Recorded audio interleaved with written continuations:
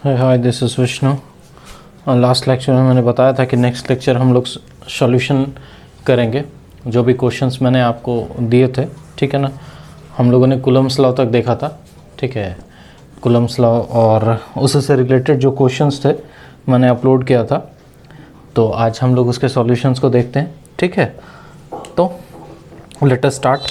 अच्छा, कुछ क्वेश्चंस ऐसा ज़रूर है जो आपसे बना होगा, कुछ क्वेश्चंस नहीं बना होगा, तो जो बना है ठीक है, जो नहीं बना है उसको एक बार सॉल्यूशन देख लेना और फिर से एक बार ही घर में ट्राई करना, ठीक।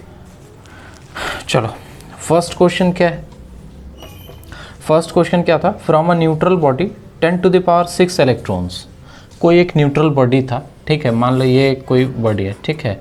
ये क्या है, न्यूट्रल। इससे कितना इलेक्ट्रॉन्स निकाला गया, रिमूव किया गया, क्या 10 टू द पावर 6 इलेक्ट्रॉन को रिमूव किया गया, किससे, इस बॉडी से। Calculate the charge on the body. क्या कैलकुलेट करना है, charge is equal to what, इस बॉडी पे कितना चार्ज होगा, किस पे, ये देखो। न्यूमेरिकल्स जब भी हम लोग बनाएंगे, ये तो फर्स्ट सेशन है न्यूमेरिकल्स का, फर्दर हम लोग मतलब बहुत सारे न्यूमेरिकल्स करेंगे, एटलीस्ट 100 न्यूमेरिकल्स एक चैप्टर से हम लोग करेंगे, तो उससे क्या होगा ना, कंसेप्ट बहुत अच्छा, बहुत बढ़िया क्लियर होगा। और दूसरी चीज़ कि जैसे इलेक्ट्रोस्टैट का 2 चैप्टर है, इलेक्ट्रिक चार्ज एंड फील्ड, उसके बाद पोटेंशियल एंड कैपेसिटेंस। तो अगर इस 2 चैप्टर के न्यूमेरिकल्स को थोड़ा धीरे, थोड़ा आराम से और थोड़ा ज़्यादा प्रॉपरली बनाएंगे समझ के, तो नेक्स्ट वाले चैप्टर्स में क्या होगा ना, न्यूमेरिकल्स ईजी होता चला जाएगा, चीज़ें वही रहेंगी, कुछ कुछ चेंजेस होके क्वेश्चंस बनेगा। यहाँ इलेक्ट्रिक फील्ड होगा, वहाँ मैग्नेटिक फील्ड होगा, आगे यहाँ इलेक्ट्रिक पोटेंशियल होगा, वहाँ मैग्नेटिक पोटेंशियल होगा, मतलब इस टाइप का चीज़ है, ठीक है। यहाँ कूलम्ब फोर्स हुआ, वहाँ आपका मैग्नेटिक फोर्स होगा, है ना। तो बेसिक कंसेप्ट यही है। ये जो 2 चैप्टर है, इसको आपको बहुत अच्छे से समझना है और इसके न्यूमेरिकल्स को, मतलब कि हम लोग को सीख लेना है यहाँ पर, ताकि इस चैप्टर के बाद हम लोग को दिक्कत नहीं हो, हम लोग थोड़ा स्पीड में भी करें तो आप लोग उसको समझ जाओ, ठीक है ना। तो न्यूमेरिकल करने के लिए सबसे पहले क्या करेंगे, जब भी हम लोग क्वेश्चन पढ़ेंगे, पॉसिबल अगर हो उस क्वेश्चन में कि फिगर बना सकते हैं उस क्वेश्चन को का, तो वो बना लो, ठीक है। उसके बाद क्या चीज़ दिया हुआ है, गिवन क्या है उसको लिख लो, और क्या चीज़ डिमांड कर रहा है क्वेश्चन उसको लिख लो, ठीक है ना। इतना सा पहले करने के बाद क्या होता है कि 50% क्वेश्चन यहीं पर सॉल्व हो जाता है। क्यों होता क्या है कि हम लोग जैसे न्यूमेरिकल पढ़ते हैं, एक क्वेश्चन पढ़ा उसके बाद बनाने लगते हैं, नहीं, उससे क्या होता है ना कि डायरेक्ट जब हम लोग बनाते हैं तो बहुत बार ऐसा चीज़ होता है कि कोई 1-2 वर्ड छूट गया, कीवर्ड शायद, तो उसकी वजह से नहीं बनता है। तो इसलिए एक बार हम लिख लेंगे ना, तो क्या होगा, इस लिखने के दरमियान हम लोग 2 बार एटलीस्ट क्वेश्चन को पढ़ जाते हैं, तो इससे सॉल्यूशन करना बहुत ईजी हो जाएगा, ठीक है। तो यहाँ पर देखो कह रहा है क्या कि एक न्यूट्रल बॉडी है, ये बॉडी कैसा था, न्यूट्रल। इससे क्या किए हैं, 10 टू द पावर 6 इलेक्ट्रॉन को रिमूव कर दिए हैं। रिमूव करना मतलब निकाल लेना। तो अब बताइए चार्ज इस बॉडी पे कैसा होगा। तो हम लोग को चार्ज पूछा है, तो वी नो कि the nature of charge is इधर पॉजिटिव और निगेटिव। इस पर जो चार्ज आएगा वो क्या आएगा, या तो पॉजिटिव या निगेटिव। ये हम लोग जानते हैं कि पॉजिटिव कब होगा, जब कोई अपना इलेक्ट्रॉन लूज करेगा, या हम लोग जब किसी से इलेक्ट्रॉन ले लेंगे, मतलब रिमूव जब कर देंगे, तो उस पर कैसा चार्ज आ जाएगा, पॉजिटिव आ जाएगा। और अगर हम इसको इलेक्ट्रॉन और दे देंगे, इसमें ऐड कर देंगे, या ये गेन कर लेगा इलेक्ट्रॉन्स को, तो इस पर कैसा चार्ज आ जाएगा, नेगेटिव चार्ज। तो सबसे पहले यहाँ पर ये समझना है कि इस पर जो चार्ज हमको पूछ रहा है उसका नेचर क्या होगा। कभी भी ऐसा नहीं, ऐसा क्वेश्चन आए हम लोग निकाल दिए और आगे में साइन लिखेंगे नहीं प्लस माइनस का, ठीक है, कि इससे चार्ज रिमूव हुआ है कि नहीं। अगर वो नहीं लिखोगे तो तुम्हारा आंसर ही गलत हो जाएगा। तो first thing here what you have to think about is the nature of charge, कि क्या होगा। रिमूव किए हैं तो मान लो इस पर जो भी चार्ज आएगा, अगर रिमूव किए हैं तो उस पर कैसा चार्ज हो जाएगा, पॉजिटिव। सबसे पहले लिख लिए वैल्यू, तो अब हम लोग जो होगा लिखेंगे, बट नेचर ऑफ चार्ज क्या है, वो क्या हो जाएगा, पॉजिटिव। अब ये वाला क्वेश्चन है किस पे, देखो क्वांटाइजेशन ऑफ चार्ज हम लोग पढ़े थे ना, ये प्रॉपर्टी था किसका, चार्ज का। इसमें क्या था कि कोई भी Q is equal to any, ठीक है, प्लस माइनस यहाँ पर लिख लो, कि कोई भी बॉडी जो चार्ज को अट्रैक्ट लेता है या छोड़ता है इन इंटीग्रल मल्टीपल ऑफ ई, ठीक है। इंटीग्रल मल्टीपल मतलब n क्या होगा, इंटीजर्स होगा। तो यहाँ पर कितना चार्ज छोड़ा है, 10 टू द पावर 6, इसका मतलब n का वैल्यू क्या है, 10 टू द पावर 6, और क्या छोड़ा है, इलेक्ट्रॉन। तो इलेक्ट्रॉन पे चार्ज होता कितना है, 1.6 into 10 to the power minus 19 coulomb, ठीक है ना। तो टोटल चार्ज कितना होगा जो रिमूव किया होगा, तो Q is equal to n e, मतलब 10 to the power 6 into 1.6 into 10 to the power minus 19 coulomb is equal to 1.6 into 10 to the power minus 13 coulomb, ठीक है। ये क्या हो जाएगा इस क्वेश्चन का आंसर। सेकेंड क्वेश्चन क्या है, calculate the charge on a body if 10 to the power 5 electrons are added to it. अब देखो सेकेंड क्वेश्चन में, ये फर्स्ट हो गया। सेकेंड में क्या है, calculate the charge on a body, किसी बॉडी पर चार्ज इफ अगर 10 टू द पावर 5 इलेक्ट्रॉन, यहाँ पर कितना इलेक्ट्रॉन है, 10 टू द पावर 5, इसको क्या किया गया है, ऐड, है ना। ये क्या किया गया, ऐड किया गया है। कोई एक बॉडी था, फिर से उस पर इतना इलेक्ट्रॉन को ऐड कर दिए। तो अभी मैंने बताया ना, रिमूव किए तो कैसा पॉजिटिव चार्ज आए, तो इसका आंसर हम लोग लिख देंगे। और अगर यहाँ पर ऐड करवाए हैं, दिए हैं उसको चार्ज, वो गेन किया है, तो चार्ज का नेचर क्या होगा, निगेटिव। और n का वैल्यू यही वाला यहाँ लिख देंगे, 10 टू द पावर 5, और एक इलेक्ट्रॉन का charge 1.6 into 10 to the power minus 19, कितना हो गया, 1.6 into 10 to the power minus 13 coulomb. This is the answer of the second question, ठीक है। कोई दिक्कत इसमें, समझ में आ गया ना। किस पे था, Q is equal to n e, quantization of charge पे ये दो क्वेश्चंस बेस्ड थे, ठीक है। थर्ड क्वेश्चन देखते हैं। अच्छा, जो लोग देख रहे हैं जिनको ये क्वेश्चंस नहीं है, वो प्रीवियस जो वीडियो है वो देख लो, मैं डिस्क्रिप्शन में भी डाल दूंगा लिंक, ठीक है। तो वहाँ से आप क्वेश्चंस ले लेना। थर्ड क्या है question, calculate the force between two charges. क्या पूछ रहा है, कैलकुलेट द फोर्स, निकालना क्या है, force is equal to what between two charges, दो चार्ज के बीच, ईच ऑफ 20 मिली कूलम। मतलब जो अगर दो चार्ज है, मान लो एक Q1 है, दूसरा क्या है Q2, इस पर कितना है 20 मिली कूलम। हम इसको क्यों Q1 is equal to Q2 लिखा हुआ है कि चार्जेस ऑन ईच, ये the value of charge, two charges जो है वो ईच इतना ही कूलम, 20 मिली कूलम का है। तो इसका भी बराबर यही हो गया। Separated by distance of 20 centimetre. देखो दोनों के बीच का डिस्टेंस क्या है, 20 सेंटीमीटर। देखो यहाँ पे लिखा हुआ है ना कि इन एयर, मैंने बताया था ना कि ये एयर में ER का वैल्यू क्या होता है 1, इसलिए हम लोग यहाँ पर K इज इक्वल टू क्या लिख लेंगे, 10 टू द पावर 9। यही आपको अगर क्वेश्चन में ऐसा दे दे कि इन, यहाँ पर अगर क्वेश्चन में तुमको दे दे कि वाटर, ठीक है, तुम क्या करोगे, फट से इसी को लगा के बना लोगे। और तुमको ये दे देगा ना इन वाटर, और क्वेश्चन में आगे में जब फर्स्ट पेपर देखोगे बोर्ड के क्वेश्चन का, तो उसमें इसका वैल्यू दिया रहता है, K का वैल्यू दिया होगा, वहाँ ER भी दिया होगा कि ER ऑफ वाटर जो है वो बराबर होता है फलना फलना, ये कोई भी वैल्यू। तो तुमको वहाँ से देख के यहाँ डालना पड़ेगा। अगर नहीं करोगे तो क्या हो जाएगा, तुम्हारा क्वेश्चन गलत। यही मैंने बताया। तो ये क्यों बोला मैंने कि 2 बार क्वेश्चन को पढ़ो, क्योंकि ये इन एयर वाला चीज़ अगर यहाँ इन वाटर दे देता, आराम से चिपका देता इन वाटर। तुम तो बहुत नादान हो, बहुत अच्छे हो, तुम तो दोबारा पढ़ने नहीं जा रहे हो क्वेश्चन, क्या होगा, फटाफट बना के आए घर, पूरा फिजिक्स क्या है बहुत बढ़िया, पता चला कि छोटा छोटा मिस्टेक करके आए, सिली मिस्टेक्स। तो इसी से बचना है, ठीक है ना। यही मैं सिखाने की कोशिश कर रहा हूँ, ठीक है। तो देखो यहाँ पर क्या है, फोर्स पूछ रहा है, चार्ज दिया हुआ है ये।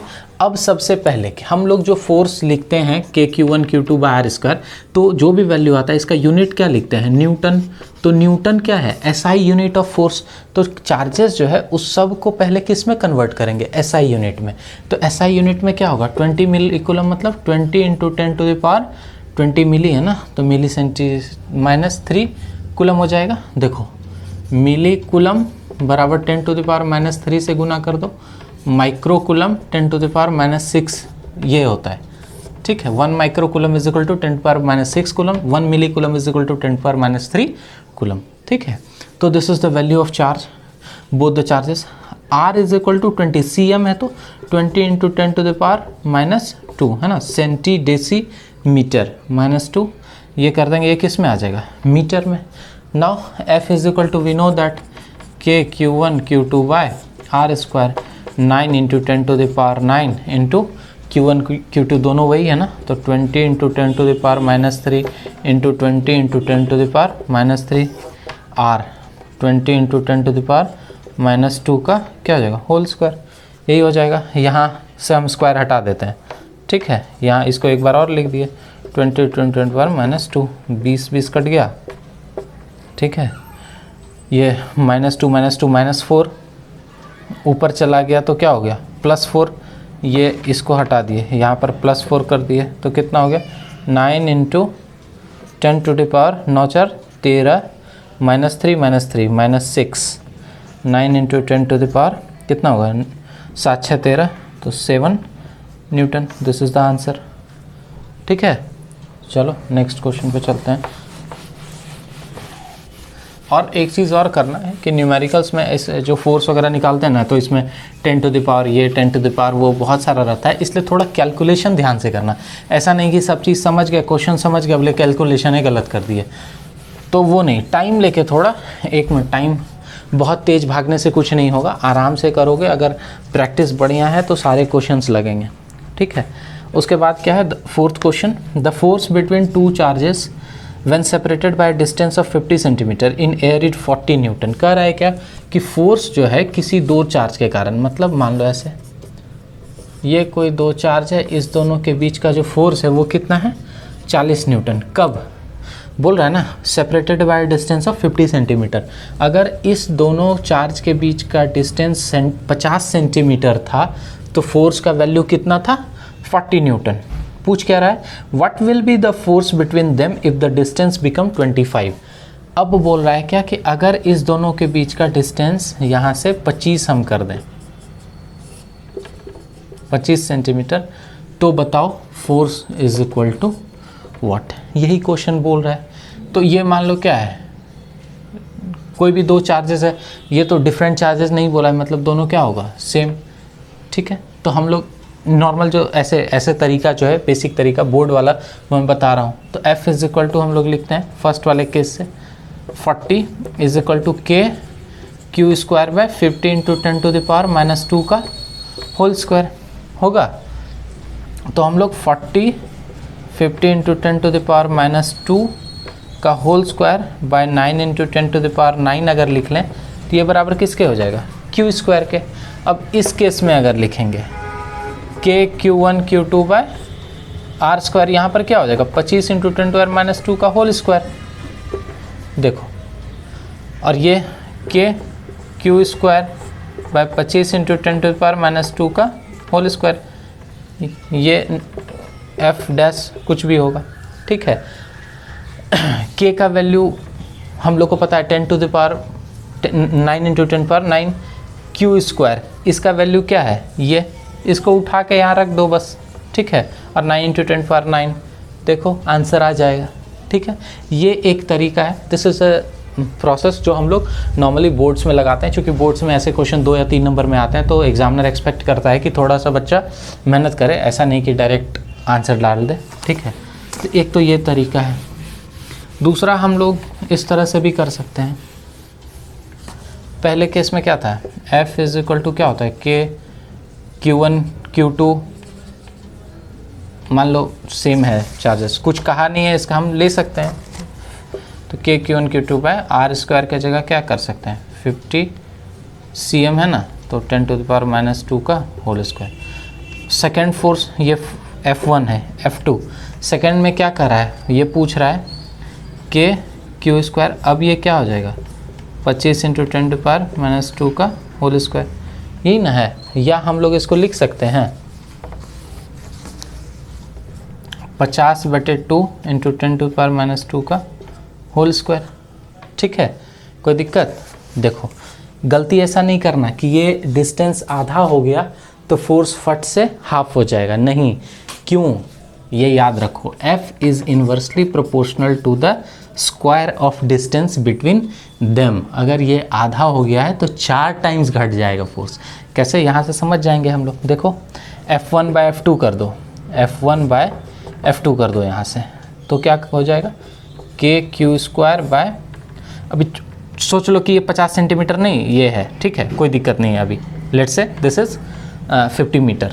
हम लोग अभी सॉल्व तो नहीं करने जा रहे हैं ना, तो 50 का स्क्वायर ये कितना हो जाएगा KQ², ये 50/2 का होल स्क्वायर। ठीक, ये ऊपर वाला कट जाएगा। ठीक है, अभी क्या हो जाएगा, या इसको हम लोग यहाँ से ऐसे भी लिख सकते हैं। देखो KQ²/50² इंटू, है ना, क्या है, हाँ 50/2 का होल स्क्वायर बाय KQ², ऐसा हो जाता। अगर उसको ऐसे लिख, ये दोनों कट गया। देखो इसको 1/50 का होल स्क्वायर इंटू, हम लोग इसको ऐसा लिख सकते हैं 50 का स्क्वायर बटे 2 का स्क्वायर। ठीक है, अब बटे 1 का मतलब सिर्फ यही हो जाएगा। अब कोई दिक्कत, तो 50² कट गया, बचा क्या 1/2², दैट इज़ 1/4। मतलब F1 ये 1/4 आया, ये बराबर किसका है, वो F1/F2। तो F1/F2 is equal to 1/4। F1 था कितना 40/F2 इज इक्वल टू 1/4। मतलब F2 is equal to 160 Newton. F2 कितना आ गया 160। 4 टाइम्स क्या हो जाएगा, फोर्स बढ़ जाएगा। क्यों, क्योंकि डिस्टेंस क्या हुआ है, घट गया है। बिकॉज ये नीचे में है, ये अगर बढ़ेगा R तो फोर्स क्या होगा, घटेगा, और ये अगर घटेगा R तो फोर्स क्या होगा, इंक्रीज होगा। कितना, 2 टाइम्स नहीं, जैसे था कि यहाँ पर हाफ हो गया तो फोर्स 2 टाइम्स बढ़ जाएगा या 2 टाइम्स घट जाएगा, नहीं। कभी भी जब भी बढ़े घटेगा वो स्क्वायर ऑफ उसके होगा। अगर 2 टाइम्स बोला है तो 2 टाइम्स के स्क्वायर, अगर 3 टाइम बोला है तो 3 3 जा 9, इस तरह से होगा। क्यों, because force is inversely proportional to the square of distance between, proportional to the square of distance between them. ठीक है, कोई दिक्कत। चलो 4th क्वेश्चन हो गया, 5th क्वेश्चन में चलते हैं। दोनों तरीका मैंने बता दिया, फर्स्ट बोर्ड्स में आएगा तो फर्स्ट तरीका लगा लेना, ठीक रहेगा।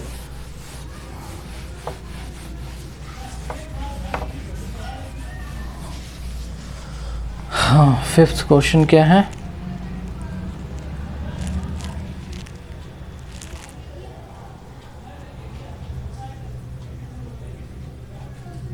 What will force it in the distance section? हाँ, 5th question. The force between 2 point charges in air is 100 Newton, है ना। 1 मिनट, ठीक है। तो 5th क्वेश्चन हम लोग देखते हैं। 5th क्वेश्चन में क्या है, the force between 2 point charges in air is 100 Newton. 2 point charge के बीच का फोर्स जो है 100 न्यूटन है। फिर यहाँ पे वैसे ही ये कोई चार्ज है, सेम होगा या अपोजिट जो भी, मान लो Q1 Q2, इस दोनों के बीच का डिस्टेंस कितना है, सॉरी कितना फोर्स है, F इज इक्वल टू दिया हुआ है 100 Newton. Calculate the force if the distance between them is increased by 50%। Same question है, पिछले वाले क्वेश्चन में क्या था कि डिस्टेंस को हाफ कर दिया था। अब क्या है कि इस केस में जैसे डिस्टेंस है क्या R, अब न्यू डिस्टेंस जो है वो इंक्रीज किया गया है कितना, 50% से। मतलब कि ये R जो था इसका 50% और बढ़ा दिया। देखो समझो इस चीज़ को, अगर तुमको बोलेगा कि जैसे लास्ट क्वेश्चन में था कि 50 था, डिस्टेंस वापस कितना कर दिया 25, तो मतलब हाफ कर दिया, डायरेक्ट हम लोग बना लिए। लेकिन इसमें थोड़ा सा क्या किया है, आपको देख रहा है कि स्टूडेंट को परसेंटेज का नॉलेज है कि नहीं, ठीक है ना। तो पहले डिस्टेंस था R, अब डिस्टेंस क्या कर दिया 50% से इंक्रीज कर दिया। 50% मतलब क्या होता है, देखो 50% मतलब 100 अगर है, 100 क्या होता है, 100 मतलब 100%, तो 100 में कितना 50।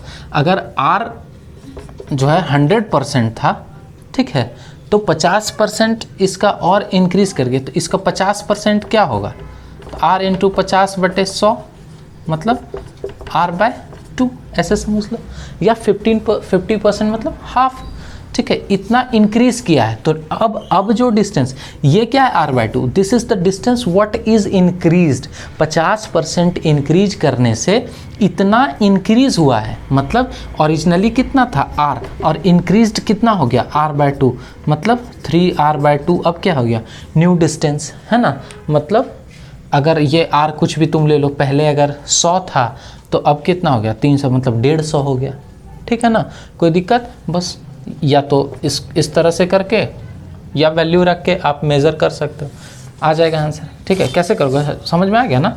100 is equal to k q1 q2 by r², और इधर अब नया वाला क्या हो जाएगा, f is equal to k q1 q2 by 3r/2 का होल स्क्वायर, यही हो जाएगा, है ना।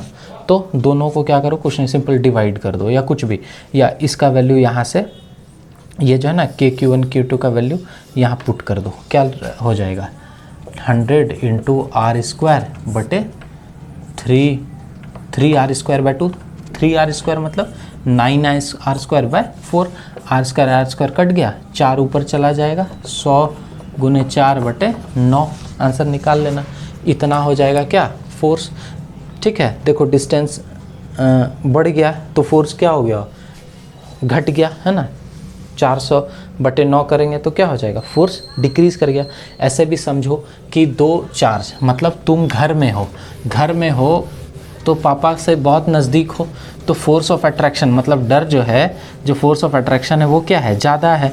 तुम बाहर रहने लगे, कहीं मार्केट में घूम रहे हो, तो थोड़ा फोर्स ऑफ अट्रैक्शन क्या होता है, कम। अरे चलो ना गुपचुप भी खा लेते हैं, अरे चाउमीन भी खा लेते हैं, अभी टाइम है, पापा कुछ नहीं बोलेंगे, नहीं देखेंगे। अगर वहाँ से चले गए बाहर पढ़ने दूसरे सिटी में, तब तो और फोर्स ऑफ अट्रैक्शन घट गया। तो डिस्टेंस जितना ज़्यादा होता चला जाएगा, फोर्स क्या होता चला जाएगा, उतना ही कम होता चला जाएगा, है ना। नाउ सिक्स्थ क्वेश्चन क्या है, इन the given figure calculate the force on charge Q if O is the middle point of, ये देखो A और B ऐसे करके दिया, एक लाइन है, यहाँ पर O क्या है, मिडिल पॉइंट है, यहाँ पर चार्ज प्लस Q रखा हुआ था, यहाँ कितना था -Q, इधर कितना था -Q, ठीक है। तो बोल रहा है क्या कि बताइए force on charge Q, force on Q is equal to what, इस पर। तो हम लोग इसको क्या करेंगे, ये मिडिल पॉइंट है, मतलब ये R है तो ये भी कितना है, R है, ठीक है, मिडिल पॉइंट है ना। तो मिडिल पॉइंट मतलब R is equal to R। तो अब ऐसे समझो, force on O due to A, मतलब O पर जो चार्ज रखा हुआ है, उस चार्ज पर A पे रखे हुए चार्ज के कारण जो फोर्स लगेगा वो क्या लगेगा, इसके कारण इस पर, ये निगेटिव चार्ज है, ये हम क्या बोल रहे हैं, इस निगेटिव चार्ज के कारण इस पर क्या फोर्स लगेगा, इस पॉजिटिव चार्ज पर। तो ये इसको क्या करेगा, अपनी तरफ खींचेगा। इस निगेटिव चार्ज के कारण भी फोर्स किधर लगेगा, इधर खींचेगा अपनी तरफ। अब एक चीज़ देखो, ये जो फोर्स है k q1 q2 by r², ठीक है, ये तो दोनों में सेम होगा, k भी सेम है, q1 q2 भी सेम है, यहाँ भी q यहाँ बीच में q, तो एक q दूसरा बड़ा q, और r भी दोनों का सेम है, मतलब फोर्स जितना ये लगाएगा उतना ही फोर्स क्या लगाएगा ये। और हम लोग जानते हैं कि force is a vector quantity, it has direction, मतलब वेक्टर क्वांटिटी है और उसको डायरेक्शन है। इसका कहने का मतलब क्या कि अगर ये इस तरफ हम पॉजिटिव लेते हैं तो दूसरी तरफ क्या हो जाएगा, निगेटिव हो जाएगा। ऐसे सिंपल समझो, मतलब ये इसको इधर जितना फोर्स से खींच रहा है उतना ही फोर्स ये इधर लगा रहा है। इसका मतलब क्या है, तुम कोई रस्सी को खींच रहे हो जितना फोर्स से इधर, कोई दूसरा आदमी उसी रस्सी को उतना फोर्स से उधर खींच रहा है, तो दोनों एक दूसरे को क्या करेगा, कैंसिल आउट कर देगा, है ना। मतलब ये एक दूसरे को क्या कर देगा, कैंसिल आउट। इसका मतलब नेट फोर्स एज ओ पर इस Q पर नेट फोर्स कितना लगेगा, 0। ऐसे भी फोर्स क्या है, वेक्टर क्वांटिटी है, अगर ये डायरेक्शन पॉजिटिव है, इधर क्या है निगेटिव, तो पॉजिटिव निगेटिव एक दूसरे को क्या कर दिया, कैंसिल आउट हो गया, तो total force is equal to 0, ठीक है। इसके बाद वाला क्वेश्चन देखो, 7th नंबर क्या है, थोड़ा फास्टली चलते हैं हम। इन the given figure calculate the force on charge Q, ये सेम क्वेश्चन है ना, ये ए, ये बी, ये ओ, यहाँ माइनस क्यू प्लस क्यू, ये प्लस क्यू, क्वेश्चन सेम है, बस थोड़ा सा डिफरेंस क्या है, यहाँ पर प्लस क्यू कर दिया, अभी भी ये आर, ये आर। अब देखो इसको उसी तरह से समझेंगे, ये माइनस वाला है, ठीक है, ये इसको क्या करेगा, अपनी तरफ अट्रैक्ट करेगा, तो इस दोनों के बीच क्या हो जाएगा, force q by are square. ये इसको क्या करेगा, रिपेल करेगा, तो रिपेल करेगा तो किधर जाएगा, ये इधर ही जाएगा, ये इसको अपने रिपेल करेगा मतलब अपने से दूर करेगा, ठीक है, तो इधर जाएगा, तो उस पर भी फोर्स क्या होगा, f q by are square. तो टोटल फोर्स क्या हो गया, दोनों को जोड़ दो, आंसर आ जाएगा, ठीक है, मतलब ये हो गया। अगर आपको इसमें वैल्यू दे देगा कि क्यू का ये वैल्यू है, आर का ये वैल्यू है, तो निकल जाएगा, है ना। चलो नेक्स्ट क्वेश्चन, ये कौन सा नंबर था, 7 नंबर, 8 नंबर देखते हैं।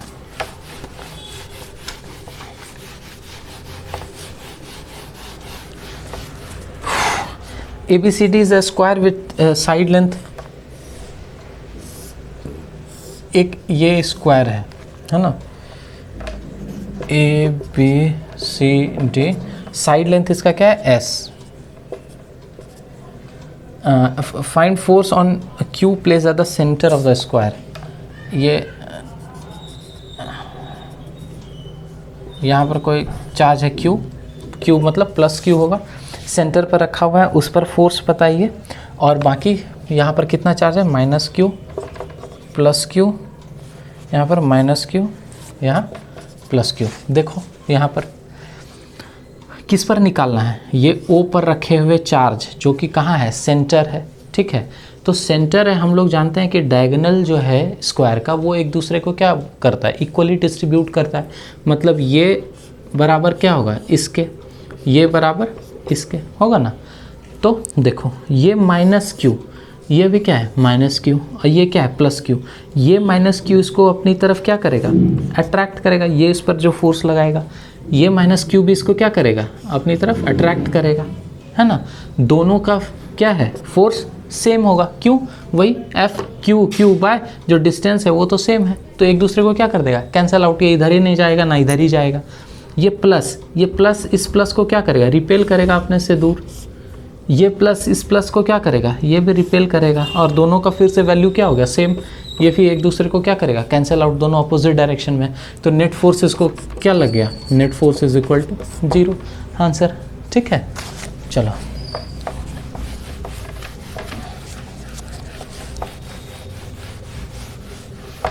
बोर्ड्स में आएगा तो थोड़ा लिख देना है कि f on charge O due to A is equal to KQ1 Q2 by are square, ठीक है, as charge on A is negative and the charge on O is positive, so this negative charge will attract it, ठीक है, तो direction इसका इधर हो जाएगा और उधर वाले चार्ज के कारण इसका डायरेक्शन अपोजिट हो जाएगा, because force is vector quantity and both the forces are in opposite direction and equal magnitude, so they will cancel each other, and also the charge at B and D will apply the force on this charge at O equal and opposite in nature, hence it will also cancel out, so total force on charge Q at O is equal to 0, ऐसे लिख दोगे, ठीक है।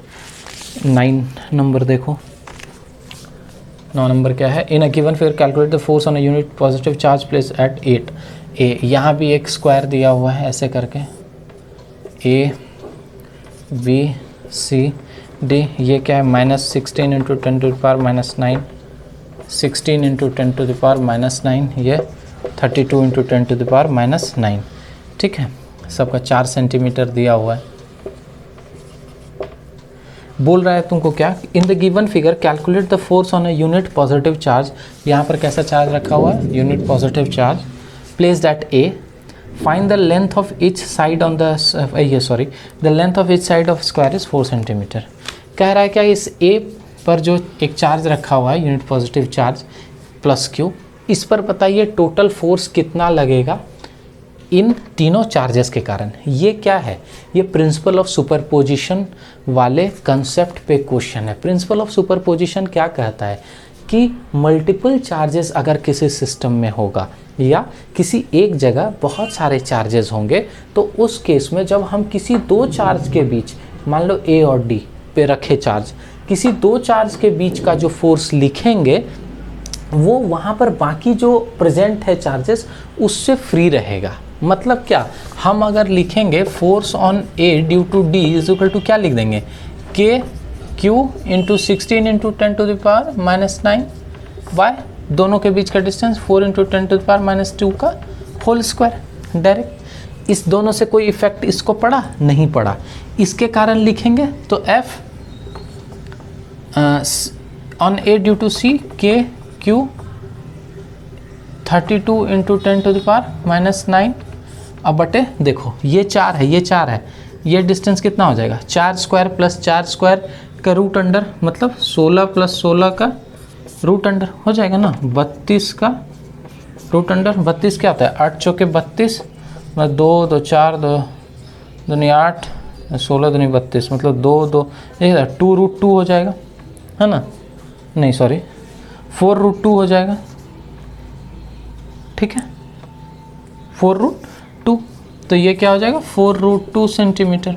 तो क्या लिख देंगे 4 root 2 into 10 to the power minus 2 का होल स्क्वायर, ठीक है। उसी तरह इसके कारण अब इम्पॉर्टेंट क्या है कि चार्जेस का जो नेचर है उस हिसाब से देखो, ये भी निगेटिव है ना, ये पॉजिटिव है ना। अब देखो ये D जो है इस A को क्या करेगा अपनी तरफ अट्रैक्ट करेगा because it is a negative charge, तो ये इस पे फोर्स किधर लगाएगा, ये F on A due to D कैसे लिखेंगे हम लोग इस तरह से। B वाला देखो B इसको क्या करेगा अपने से दूर भेजेगा, मतलब इस तरह से रिपेल करेगा F on A due to B और C ये भी क्या है पॉजिटिव चार्ज है, ये इसको क्या करेगा इस तरह से फोर्स लगाएगा F on A due to C, है ना। ऐसा समझ में कोई दिक्कत, इस तरह का सिचुएशन हो जाएगा, ठीक है। अब देखो एक बारी हम इसको मिटाते हैं, ठीक है, इसको यहाँ पर ऐसे लिख लेते हैं।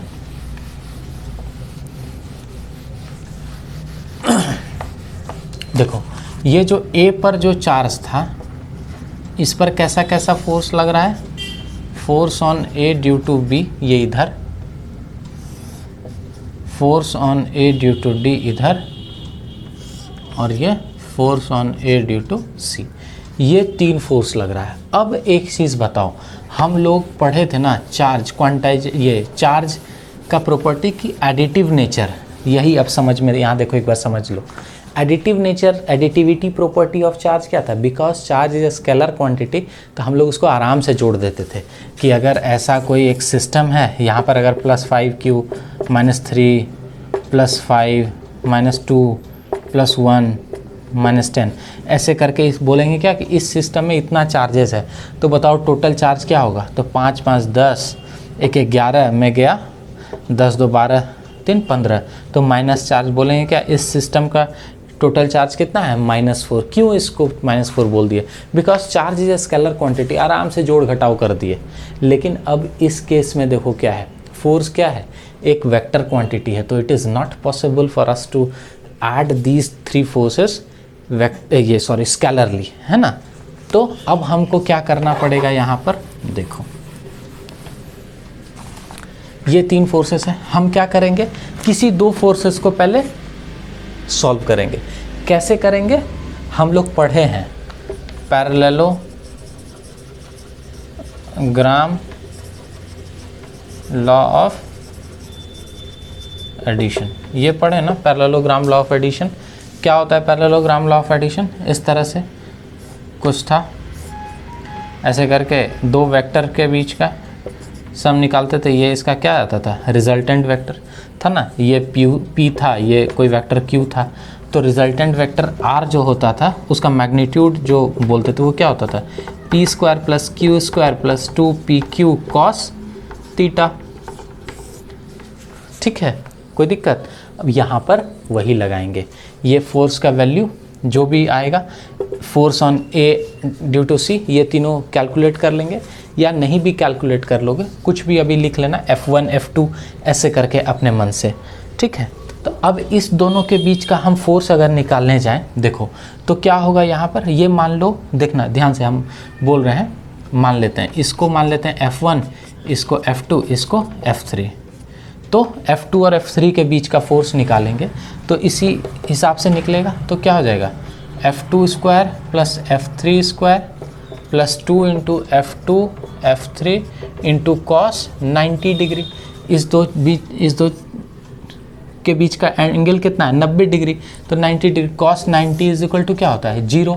तो क्या हो जाएगा, F2 square plus F3 square का रूट अंडर, मतलब इस दोनों के बीच का कोई फोर्स किधर आएगा, इस तरह से, और उसके बीच का एंगल कितना, सॉरी ये कितना होगा, फोर्स उसका कितना आया, इतना आया, दोनों का रिजल्टेंट फोर्स है ना, कोई दिक्कत। अब इस दोनों के बीच का एंगल जो भी है, और ये इस दोनों को भी इस तरह से सॉल्व कर लेंगे। इसके बाद क्या आएगा, एक फाइनल फोर्स, रिजल्टेंट फोर्स, वही हमारा क्या हो जाएगा, आंसर हो जाएगा। कोई दिक्कत। अब इसको सॉल्व इतना तुमको करना है, मैं सॉल्व नहीं करने चाह रहा हूँ इतना, ठीक है। एक आराम से इसको बैठ कर सॉल्व करना, अगर नहीं होगा तो कभी किसी क्लास में एक एक क्वेश्चन करके ऐसे बड़ा बड़ा जो सॉल्यूशन वाला है वो मैं करवा दूंगा, ठीक है। चलो कॉन्सेप्ट समझ में आ गया होगा, सॉल्यूशन हो जाएगा, मतलब सॉल्यूशन का अब तो वैल्यू पुट करना है। और अगर ये पैरेललोग्राम लॉ ऑफ एडिशन नहीं पता है या इसको कैसे क्या करते हैं, तब फिर मुझे एक कमेंट कर देना, फिर मैं पैरेललोग्राम लॉ ऑफ एडिशन बता दूंगा और फिर इसके सॉल्यूशन को करा के दिखा दूंगा, ठीक है। अगर वो आप किए हो तो आराम से हो जाएगा। उसके बाद वाला क्वेश्चन क्या है, ये देखो 10 इस तरह से फिगर दिया हुआ है, 0 यहाँ Q1 1 2 3 4, ये Q2 Q3। क्या बोल रहा है कि बताइए, इन the given figure 3 point charge lie on the x axis, 3 point charges lie on the x axis, here it is.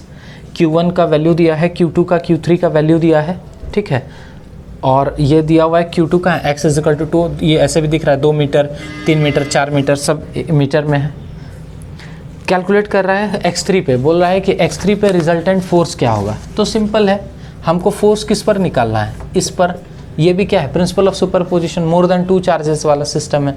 तो एक एक करके करेंगे।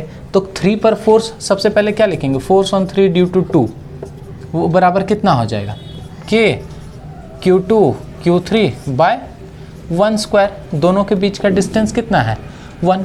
अब इम्पॉर्टेंट ये है कि ये समझना है कि Q2 के कारण Q3 पर फोर्स क्या लग रहा है, किधर, तो किधर लगेगा, इस तरफ, बिकॉज ये पॉजिटिव है, ये पॉजिटिव, ये पॉजिटिव इस पॉजिटिव को क्या करेगा, रिपेल करेगा।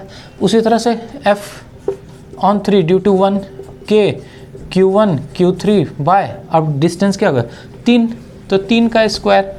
फिर इम्पॉर्टेंट क्या है, इस Q1 के कारण इस पर फोर्स कितना लगेगा, वो किधर, वो सॉरी किधर लगेगा, वो भी, ये भी पॉजिटिव, ये भी पॉजिटिव, फोर्स क्या होगा इधर, तो ये भी फोर्स इधर, ये भी फोर्स इधर, दोनों क्या हो जाएगा, नेट फोर्स बराबर क्या हो जाएगा, F32 प्लस F31।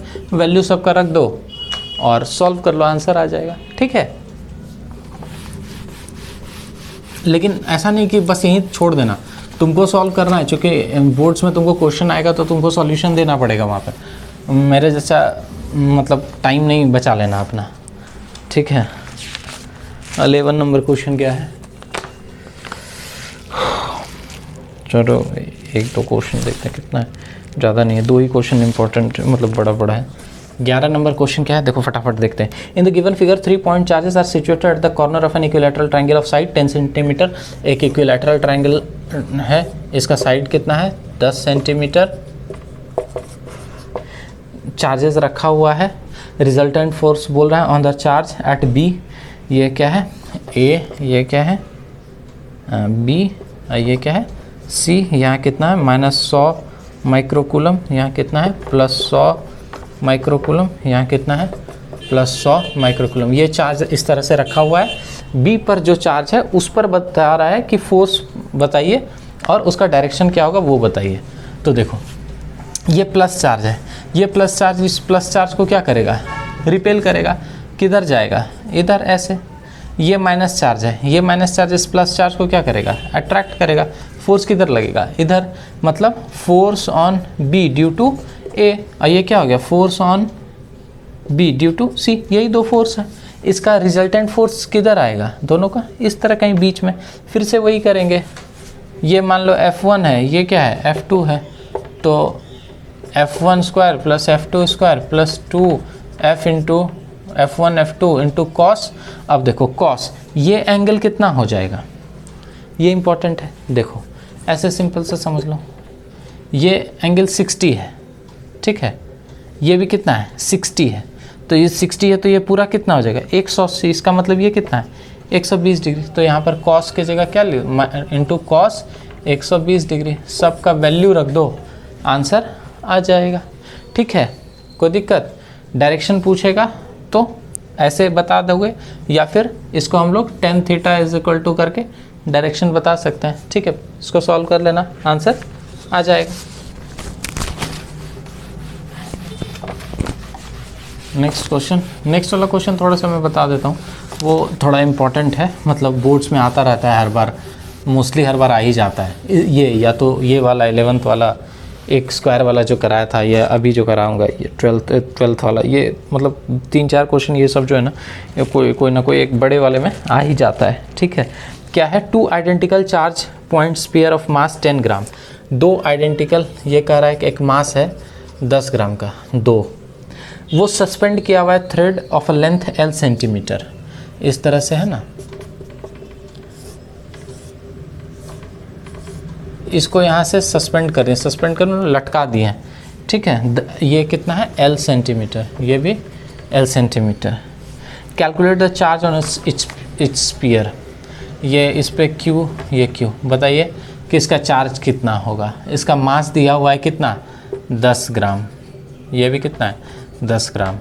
ठीक है, और अच्छा एक चीज़, ये एक दूसरे को हम लोग ऐसे दूर काहे किए हैं, बिकॉज लिखा हुआ है 2 आइडेंटिकल चार्जेस। आइडेंटिकल चार्जेस का मतलब इधर ये पॉजिटिव होगा, ये या ये दोनों क्या होगा निगेटिव, जो भी होगा एक दूसरे को क्या करेगा, रिपेल करेगा। रिपेल करेगा तो एक दूसरे से दूर जाएगा, और दोनों के बीच का डिस्टेंस कितना दिया हुआ है 5 सेंटीमीटर। कैसे करेंगे इसको, देखो एक बार हम इसको फिर से यहाँ बनाते हैं।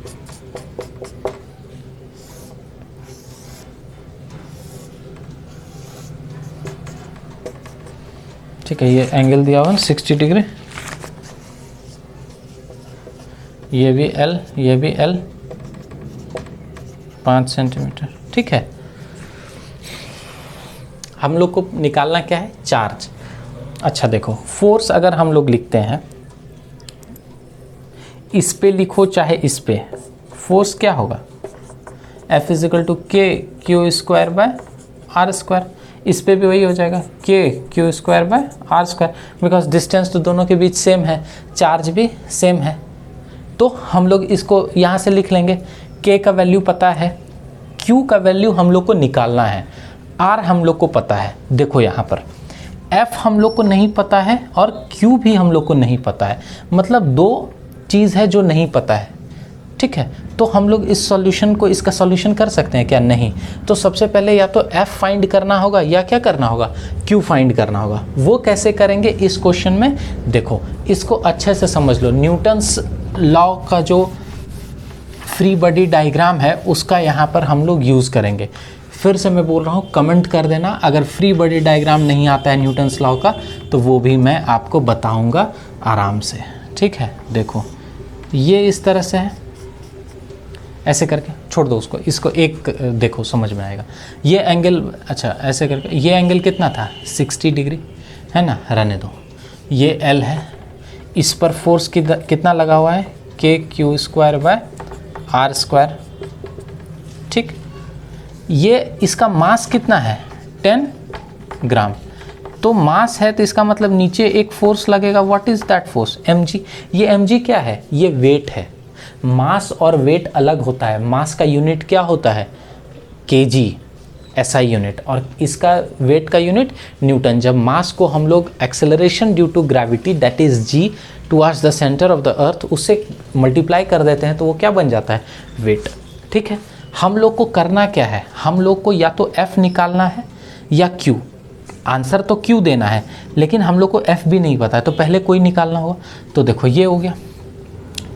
अब एक चीज़ देखो, हम लोग अगर इसको इस तरह से कर लें, ये F body diagram, Newton's law अगर तुम पढ़े होगे तो वहाँ पर फ्री बॉडी डायग्राम है कि कोई भी एक ऑब्जेक्ट है उस पर जो टोटल फोर्स है लग रहा है, उस टोटल फोर्स को अगर हम लोग पिक्टोरियली दिखा दें कि वो टोटल फोर्स उस पर किधर और कितना लग रहा है, that is known as free body diagram. मतलब उस बॉडी को जो सिस्टम है उससे फ्री करके लिखिए और उस पर जो टोटल फोर्स लग रहा है उसको रिप्रेजेंट कर दीजिए, that is known as free body diagram. ये हम लोग न्यूटन्स लॉ में पढ़ते हैं 11th में।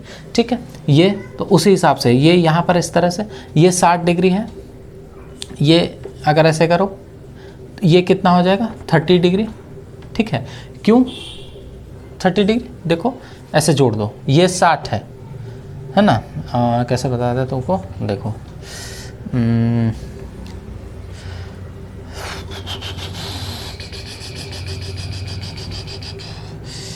मतलब समझ रहे हो कि नहीं हम। अच्छा ऐसे देखो, एक बार इसको इस तरह से खींचते हैं, यहाँ से ऐसे लाइन, ये दोनों एक दूसरे की क्या होगा, पैरेलल। तो ये बीचों बीच है तो ये क्या है 30 डिग्री, तो ये भी कितना होगा 30 डिग्री। समझ में आ रहा है ना। ऐसे अगर तुम एफबीडी पढ़े हो तो समझ में आ रहा होगा, फिर भी हम तुमको एक बार दिखा दें कि ये कैसे, ये 30 डिग्री है। हम लोग को ये पता है कि ये कोई भी रस्सी, जैसे हम लोग एक रोप लेते हैं, ऐसे देखते हैं ना, एक क्या कर दिया, एक पत्थर को रोप में बांध दिया और उसको ऐसे से घुमाते हैं, तो बेसिकली क्या है, वो जो पत्थर है वो टूटता नहीं है, बहुत तेज़ घुमाते हैं तो टूटता है या कई बार नहीं टूटता है। या सिंपल समझो, हम लोग एक ईंटा है उसको एक थ्रेड से बांध दिए और उसको ऐसे ऊपर ले आए, तो वो ईंटा गिर क्यों नहीं रहा है, क्योंकि ये जो थ्रेड है ना ये उस पर क्या लगा रहा है, फोर्स। तो जो रोप्स, थ्रेड इज़ अ रोप, तो जो रोप फोर्स लगाता है उस फोर्स को हम लोग टेंशन बोलते हैं। क्या बोलते हैं, टेंशन। वो टेंशन नहीं जो तुमको फिजिक्स का क्वेश्चन देख के हो जाता है न्यूमेरिकल, ये फोर्स है। Tension is a kind of force which is applied by the rope on the body. ठीक है, तो ये टी हो जाएगा, ये एल इसका लेंथ है, रहने दो, तो ये टी हो गया। ठीक है, तो इसको हम लोग ब्रेक करेंगे। अच्छा, फिर से यहाँ पर वेक्टर का यूज है कि कोई भी वेक्टर अगर इस तरह से है, देखो ये एक्स एक्सिस है, मान लो ये वाई एक्सिस है, ये कोई वेक्टर भी है। ठीक है, ये इसके साथ अगर 30 डिग्री बना रहा है, तो इस वेक्टर का समझना बहुत ध्यान से, इसको हम लोग क्या बोल रहे हैं, कंपोनेंट ऑफ वेक्टर। कंपोनेंट हम बोलेंगे क्या कि बताओ इस v का, सुनना, इस v का x कंपोनेंट क्या होगा या इस v का y कंपोनेंट क्या होगा।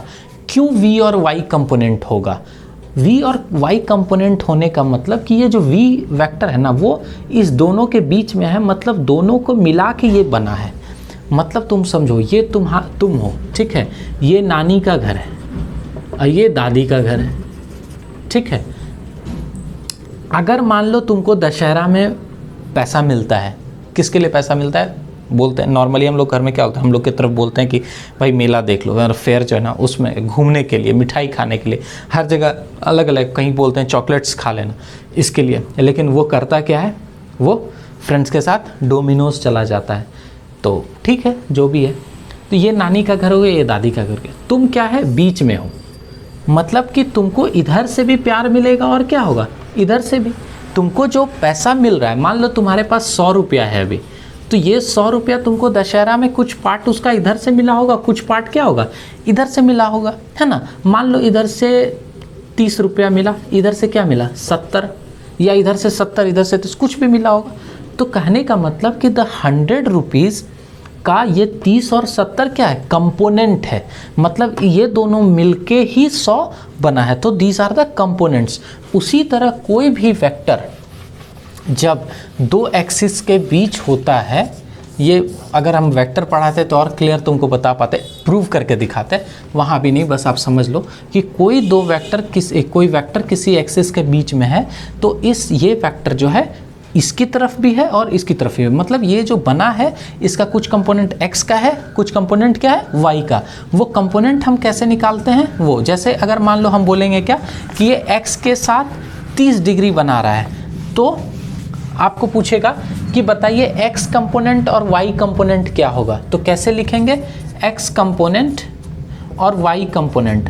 तो जिस एक्सिस के साथ ये एंगल बना रहा है, इसको पेन को ऐसे रख लो वेक्टर की तरफ, जिस एक्सिस के साथ पेंसिल बना रहा है उस तरफ उस एक्सिस पे ले जाओ, ये आ गया, तो सॉरी वो क्या होगा कॉस कंपोनेंट।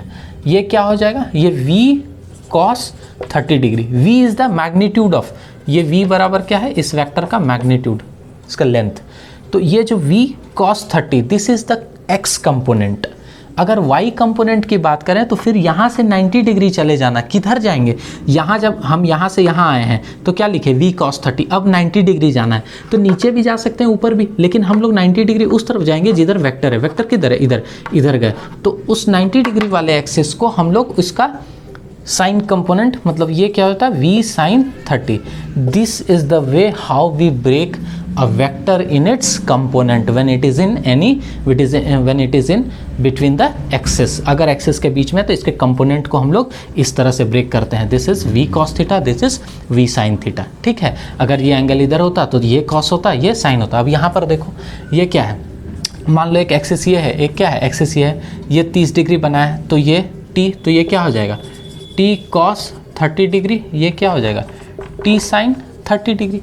ये ऐसा, ये क्यों हुआ, ये कब हुआ, दो चार्जेस था, दोनों एक दूसरे पर फोर्स ऑफ रिपल्शन लगा रहा था, रिपल्शन लगाया तो यहाँ पर ये आ गया, ये यहाँ पर आ गया, दोनों के बीच कितना डिस्टेंस था 5 सेंटीमीटर। वो डिस्टेंस था जिस समय ये दोनों चार्जेस आकर स्थिर हो गया। मतलब जब दो एक दूसरे को रिपेल करेगा तो कहीं ना कहीं तो दोनों आके इक्विलिब्रियम में हो जाएगा, मतलब स्थिर हो जाएगा। मतलब जितना फोर्स लगाना था उतना लगा के अब स्थिर हो गया, ऐसे करके खड़ा हो गया, पहले ऐसे था ऐसे करके खड़ा हो गया यहाँ पर। तो इक्विलिब्रियम पोजीशन में क्या होगा, ये इक्विलिब्रियम पोजीशन में हम लोग इसको सॉल्व करेंगे। ये ऐसे फोर्स, इक्विलिब्रियम पोजीशन कहने का मतलब क्या कि ये ना अब इधर जा रहा है, क्या हो रहा है ना उधर जा रहा है। इसका मतलब इस बॉडी पर जो ऊपर एक फोर्स इधर लग रहा है t cos थीटा और नीचे क्या लग रहा है mg, इसका मतलब t cos theta is equal to क्या हो जाएगा mg। और एक फोर्स इधर लग रहा है f और एक फोर्स क्या लग रहा है t sin थीटा, वो उधर, ये किधर भी जा नहीं रहा, इक्विलिब्रियम में है। इसका मतलब in equilibrium f is equal to sine 30 degree, sorry t sin theta is equal to f। कोई दिक्कत, ठीक है, इक्विलिब्रियम में। तो हम लोग लिख सकते हैं t sin theta by t cos theta, दोनों को डिवाइड कर दो, is equal to f by mg, divide कर दिए। ठीक है, अब यहाँ लिखते हैं क्या हो गया t tan theta is equal to क्या हो गया f बाय, सॉरी t तो कट गया, t क्या हो गया कट गया, तो tan theta is equal to mg। अब tan थीटा का वैल्यू क्या है यहाँ 30 डिग्री, तो tan 30 degree is equal to f by mg। tan 30 का value 1 by √3 is equal to k, sorry देख लो f बाय mg। अब यहाँ से वैल्यू पुट कर दो सबका, 1 by √3 is equal to f क्या होता है k मतलब 9 into 10 to power q1 q2 by r square. q1 q2 हमको पता नहीं है, वही q निकालना है q स्क्वायर। दोनों सेम चार्जेस आइडेंटिकल है इसलिए डायरेक्ट q, इसको बड़ा में लिख लो समझ में, बाय r। फोर्स में नीचे r होता है, r क्या है 5 इंटू 10 टू द पावर -2 का whole square into mg। m कितना है 10 ग्राम है, तो ग्राम को हम लोग कन्वर्ट करेंगे kg में, तो इंटू 10 टू द पावर -3। ठीक है, m और g का वैल्यू कितना है 9.8 हम लोग को पता है ये।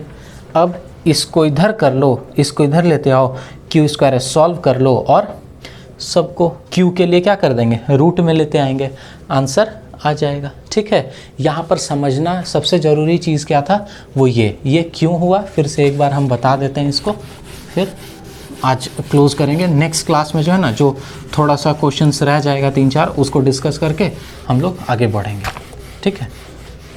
देखो ये ऐसे करके है, ये क्या हुआ, एक दूसरे को फोर्स लगा रहा है रिपल्शन, तो एक टाइम के बाद आके स्थिर हो जाएगा। जब स्थिर हो जाएगा तो उस पर ये तो नीचे की तरफ तो mg हमेशा लगेगा, मतलब ये छोड़ दे नीचे गिरेगा ना, क्यों? बिकॉज कोई भी चीज़ जो अर्थ में है वो हमेशा अर्थ उसको अपने सरफेस, अपने सेंटर की तरफ खींचना चाहता है, तो इसको नीचे लगेगा mg। इधर इस पे फोर्स क्या लग रहा है, F। कौन सा फोर्स? इलेक्ट्रोस्टैटिक फोर्स, ठीक है। हम लोग को करना क्या है, निकालना है F को, तो कोई जुगाड़ लगाना। तो जुगाड़ यहाँ से दिख रहा है कि ये T है, ये 60 डिग्री है, हम ये कितना हो गया 30 डिग्री। अगर इसको ऐसे कर दें तो ये 30, तो ये भी 30, ठीक है। ये T है तो इधर क्या आ जाएगा, T cos थीटा, इधर क्या हो गया T sin थीटा। अब हम लोग क्या लिख देंगे, T cos theta is equal to mg और T sin theta is equal to Fe। क्यों हम लोग ऐसा लिख पाए? क्योंकि ये दोनों, ये जो बॉल है ये अब इक्विलिब्रियम में है। इक्विलिब्रियम में है कि स्थिर हो गया, अब ना इधर जा रहा है ना उधर जा रहा है। इसको डिवाइड कर दो। अब इसमें वैल्यू नहीं रखना क्योंकि टी भी नहीं पता है, तो सिंपल है, इस दोनों को डिवाइड कर दो, फिर tan theta is equal to F by mg आ जाएगा। उसके बाद हम लोग यहाँ पर जैसे बताए वैल्यू पुट कर देंगे, आंसर आ जाएगा, ठीक है। चलो अच्छा देख ही लेते हैं 30 नंबर क्वेश्चन में क्या है। देखो तुरंत देख लेते हैं 5 मिनट में सारे क्वेश्चन को फटफट। 13 नंबर क्वेश्चन क्या है, 2 identical sphere having charge 8 and 4। एक है 8 माइक्रोकूलम, दूसरा पे क्या है -4 माइक्रोकूलम। दोनों आइडेंटिकल है, ये स्फीयर, इस पे ये चार्ज है। इसको क्या किया, अभी सर्टेन डिस्टेंस पे रखा हुआ है। Now they are touched. अब इस दोनों को क्या किया, लाके टच करा दिया, ठीक है। मतलब ऐसे करके कर दिया, ऐसे करके। तुमको हम बताए थे कि जब चार्जेस का चार्जिंग बताए थे ना, कंडक्शन क्या होता है, कोई भी अनचार्ज बॉडी को दूसरे चार्ज बॉडी के साथ कांटेक्ट में ला दो तो चार्ज का ट्रांसफ़र होता है। यहाँ पर क्या होगा, देखो मतलब ऐसे समझो, 2 टैंक है, इसमें पानी है, यहाँ भी ऑफ था ये, मतलब टोटी बंद था। इसको, इसमें वाटर लेवल यहाँ तक, इसमें वाटर लेवल क्या है, यहाँ तक है। जैसे इसको खोल दोगे क्या हो जाएगा, इससे पानी इसमें फ्लो करेगा। कब तक, जब तक दोनों क्या हो जाएगा, सेम लेवल पे ना आ जाएगा। यहाँ जैसे टच कराओगे, ये क्या है, मान लो 8, ये कितना है -4, तो दोनों क्या हो जाएगा, एक दूसरे को, जिसमें ज़्यादा चार्ज है उससे कम चार्ज जिसमें है उसमें चार्ज क्या होगा, फ्लो करेगा। तो -8 है, इसमें जाएगा चार्ज कितना, मान -8 है ना, तो इसमें जब 0 हो जाएगा तो इसमें -4 हो जाएगा ना, मतलब 4, और इसमें क्या है 0। लेकिन ये ऐसा तो होगा नहीं, बराबर अभी तक नहीं हुआ है। बराबर कब हो जाएगा, जब दोनों पे 2 माइक्रोकूलम। मतलब जब भी हम लोग किसी 2 चार्ज बॉडी को एक दूसरे के साथ कांटेक्ट में लाते हैं तो चार्ज का ट्रांसफ़र होता है। जो बॉडी हाइयर चार्ज पर होता है या हाई पोटेंशियल पर होता है, उससे लो पोटेंशियल वाले पे चार्ज ट्रांसफ़र होता है, और तब तक ट्रांसफ़र होता है जब तक कि दोनों का जो चार्ज है वो क्या हो जाए, सेम ना हो जाए। तो अब दोनों पे चार्ज कितना हो गया, 2 और 2। पूछ तुमको क्या रहा है, compare the forces in 2 cases. Compare कीजिए, यहाँ पर फोर्स क्या था, K Q1 Q2 by are square, मतलब 32K by are square, plus minus छोड़ दो अभी, ठीक है, वो तो समझ में आ रहा है। तुम यहाँ पर फोर्स क्या हो जाएगा, 2 गुने K बटे आर स्क्वायर, मतलब 4K बाय आर स्क्वायर। ये था F1, ये था F2। F1 bye F2 is equal to क्या आ जाएगा, 32K by are square by 4K by are square. ये कट गया, 32/4, 8:1 आंसर। कोई दिक्कत? अब देखो, Coulomb's law agrees with Newton's third law, true और फॉल्स। क्या है ट्रू, कैसे, हम बताए थे उस दिन तुमको, कूलम्बिक फोर्स, अभी भी बार बार बोल रहे हैं। अगर कोई फोर्स इधर है, इसको हम बोले F12, मतलब कोई एक चार्ज 1 है उस पर 2 के कारण, तो अगर इसको अपोजिट डायरेक्शन में लिखेंगे, मान लो यहाँ पर कोई Q1 है, Q2 है, पॉजिटिव है, ये हम बोलेंगे कि बताओ फोर्स ऑन 2 जो है 1 के कारण, इसके कारण इस पर कैसा फोर्स लगेगा, इधर इस पर अगर देखेंगे तो क्या लग जाएगा इधर, लेकिन दोनों का वैल्यू क्या होगा सेम, क्योंकि चार्ज दोनों क्या है, अगर सेम है और डिस्टेंस सेम है तो क्या हो जाएगा F21 is equal to minus F12 लिख सकते हैं। मतलब ये, या ऐसे समझो ये इस पर जितना फोर्स लगाएगा ये भी उस पर क्या होगा उतना ही फोर्स लगेगा। न्यूटन्स थर्ड लॉ क्या है कि जब किसी ऑब्जेक्ट पर हम लोग फोर्स लगाते हैं तो ऑब्जेक्ट भी हम पे उतना ही फोर्स लगाता है। To every action there is equal and opposite reaction. तो yes, electrostatic force is agree Newton's third law. State principle of superposition अभी भी मैंने डिफाइन किया। क्वांटाइजेशन ऑफ चार्ज बताया है। In force between two charges is F, will the force change if we will change the medium. ये भी 17 number question बता दिया है कि मीडियम चेंज करने पे क्या होगा, ER चेंज होगा, फोर्स चेंज हो जाएगा। Define charging by induction with appropriate diagram, इसको आप लोग लिख लेना, मैं कभी आपको अपना मेल ID शेयर करूँगा, आप लिख के रखना, उसको आप जो लिखे हो मुझे भेज देना, मैं चेक कर लूँगा कि आपने सही लिखा है कि नहीं। ठीक है, दैट्स इट फॉर टुडे। आज का लेक्चर यहीं पे हम लोग समाप्त करते हैं। ठीक है, नेक्स्ट लेक्चर में हम लोग इलेक्ट्रिक फील्ड से आगे बढ़ेंगे, मतलब इलेक्ट्रिक फील्ड के साथ करते हुए आगे बढ़ेंगे। ठीक है, बीच में आपको मीनवाइल क्या करना है, शेयर करो अगर आपको अच्छा लग रहा है क्लासेस। अगर न्यूमेरिकल समझ में आ रहा है तो अपने फ्रेंड्स को बताओ जिनको दिक्कत होता है न्यूमेरिकल्स में या फिजिक्स के कंसेप्ट में, तो प्लीज़ डू शेयर और लाइक करो, सब्सक्राइब करो चैनल को, और कमेंट जरूर करना कि you are getting the questions और you are getting the concepts right. ठीक है, अगर कुछ पहले नहीं आता था और अब आ रहा है तो ज़रूर बताना। ठीक है ना, चलो that's it for today, bye bye.